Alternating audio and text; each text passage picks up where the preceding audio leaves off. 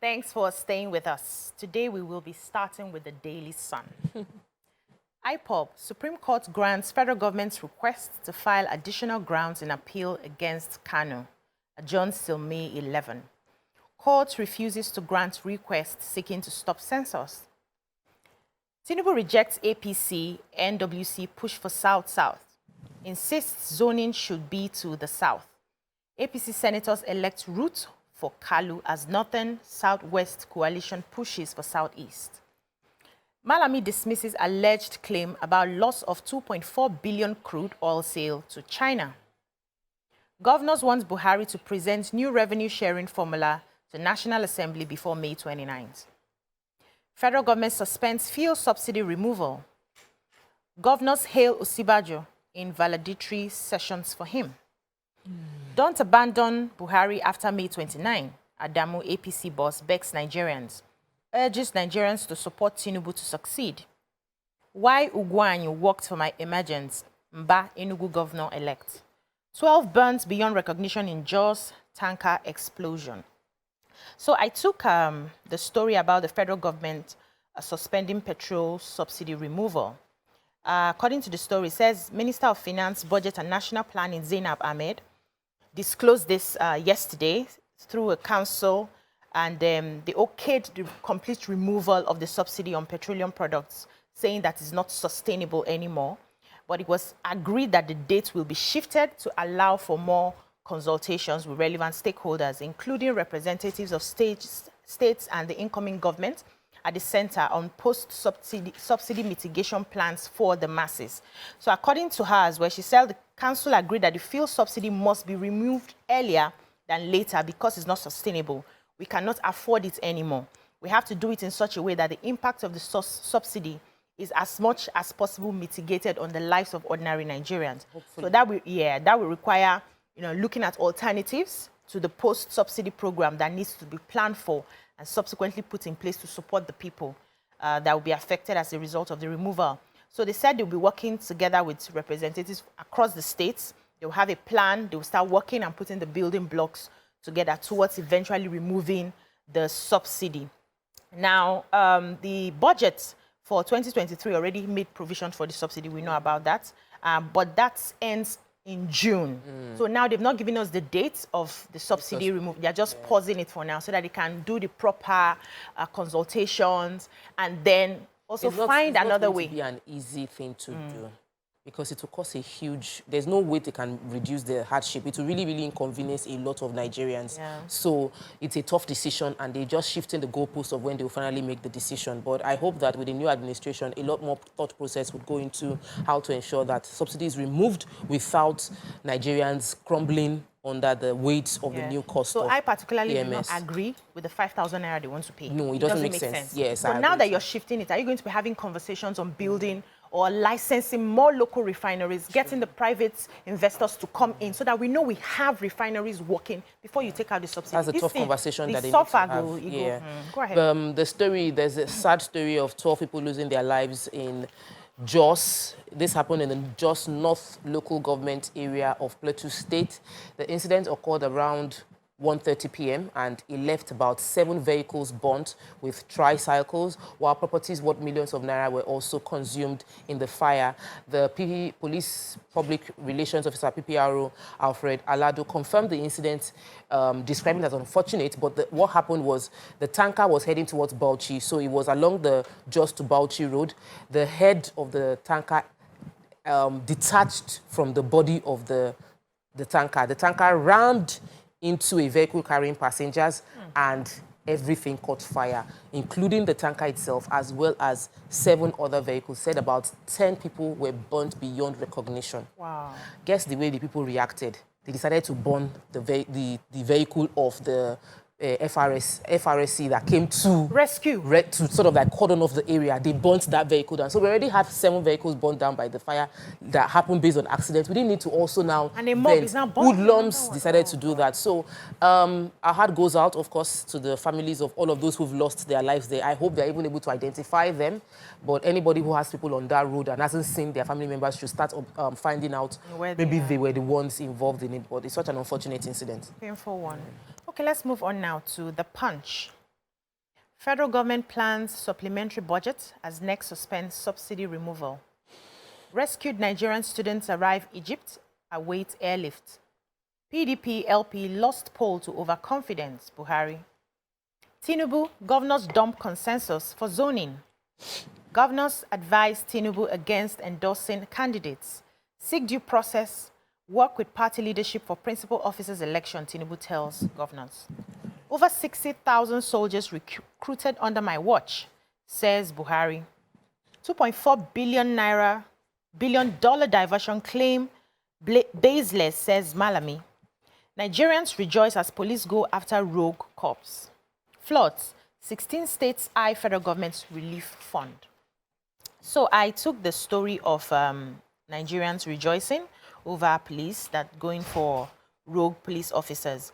So we know that there's been this major issue in the police force. Yeah, we're happy talking to about, see. yes, indiscipline, lack of professionalism among their rank and file. They said there's usually an open extortion of citizens, blatant misuse of firearms, extrajudicial killings and human rights violations.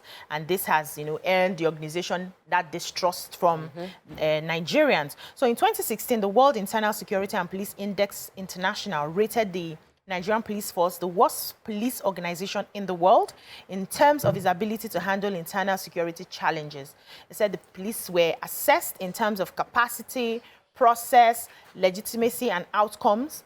But the Nigerian police force ranked below the Democratic Republic of Congo, Kenya, Uganda, and Pakistan.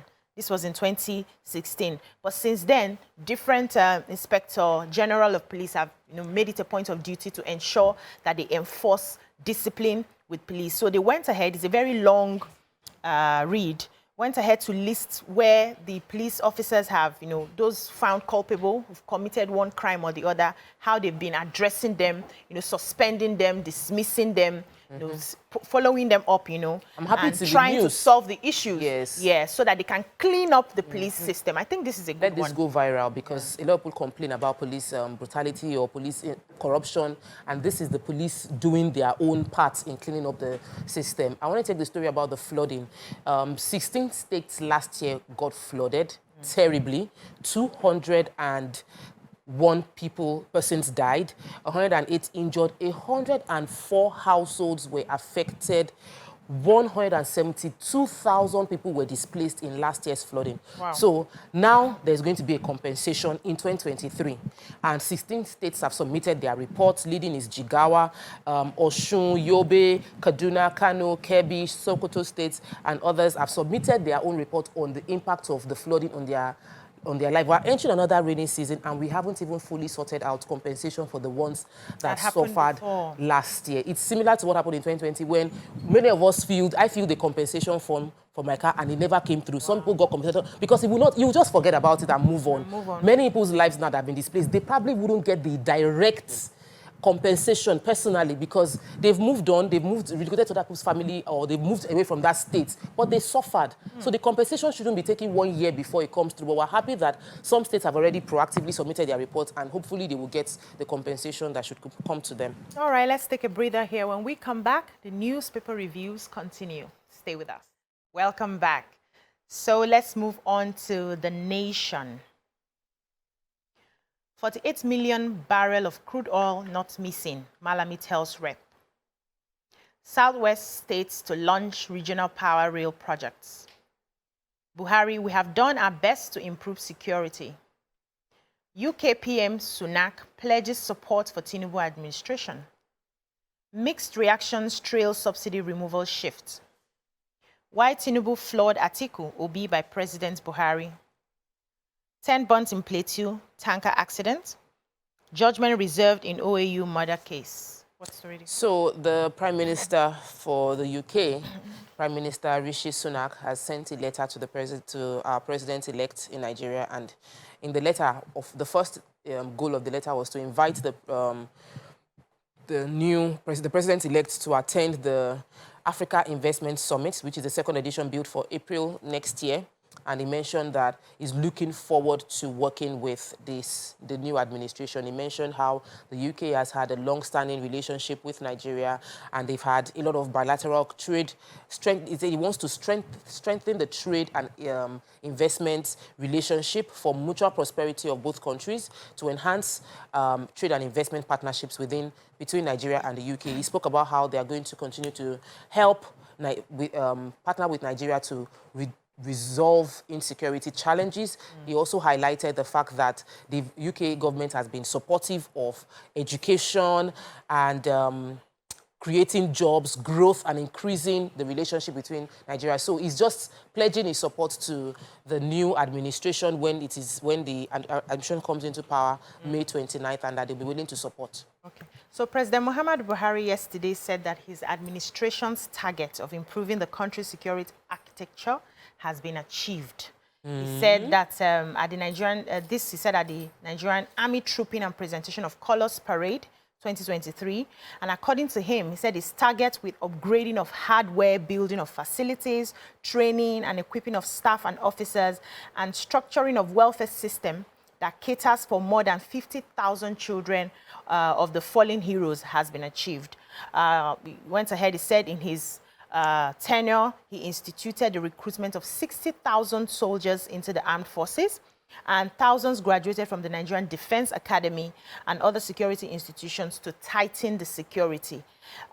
He also went ahead to present 81 new symbolic flags to the various units of the army, and went on reeling out what they have done. Said before they got into the administration, there were a situation of a lot of crisis by non-state actors, but right now some of those crises have improved.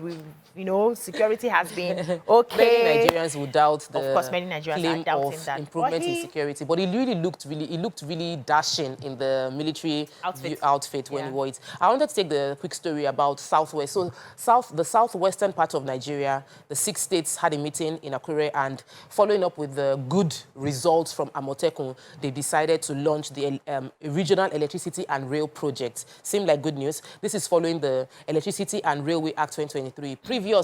Prior to this time, electricity, railway fall under exclusive list, so there was nothing regional governments could do about it. But in Ondo State, they have agreed to pursue a regional project to cover the states. They call this it's part of the development agenda for Western Nigeria, Dawn Initiative, and it will be improving. They are bringing in experts and commissioners for powers, all the commissioners for power and experts within Ogun, Osun, Oyo, Ekiti, and Lagos states will be working, and Ondo State will be working together to pioneer how the region would have power and rail connecting them together. I'm excited about it. Yeah, it will. So let's move on now to the Nigerian Tribune. Afenifere faults federal government's insistence on conducting national census. Court refuses to grant requests seeking to stop census. There will be movement restrictions during the exercise, according to the federal government. National Assembly presiding officers, let's build consensus, Tinubu tells APC governors. Flood hits Lagos metropolis after downpour. School building, houses in Agege, Alimosho at risk. Next suspends fuel subsidy removal. Allegations on 2.4 billion crude oil theft baseless, lacks merit, Malami. 10 killed in Plateau tanker explosion. Hoodlums burn FRSC vehicle on rescue mission. Court grants federal government leave to file 9 new grounds against Nnamdi Kanu's release. Dawn commission to partner foreign investors to link 44 southwest cities by rail. Sudan, amidst stranded drama, NEMA says first batch of evacuees to arrive Nigeria today. Governors to meet Buhari over Ramfax's new revenue formula. Okay. So let me take the Sudan story. Many people saw the video of some of Nigerian students that they said that they posted a 59-second video that they were stranded and they had been left for 4 hours. The lady that posted the video didn't mention her name, but she said that they had been stranded for 4 hours somewhere in the desert along Sudan, and that was because the monies hadn't been paid. Thankfully, the NIDCOM commission, chairman of the NIDCOM commission had tweeted that the issue had been resolved, the money has been paid, and good news is that 1,600 evacuees will be arriving in Nigeria today. that's the first batch, and whatever the issue that we saw yesterday has already been resolved, and they are heading back home safely. So we're happy to hear the good news. We cannot wait to receive the 1,600 students right now. Yeah, that's amazing. That's all we can take on the newspaper reviews.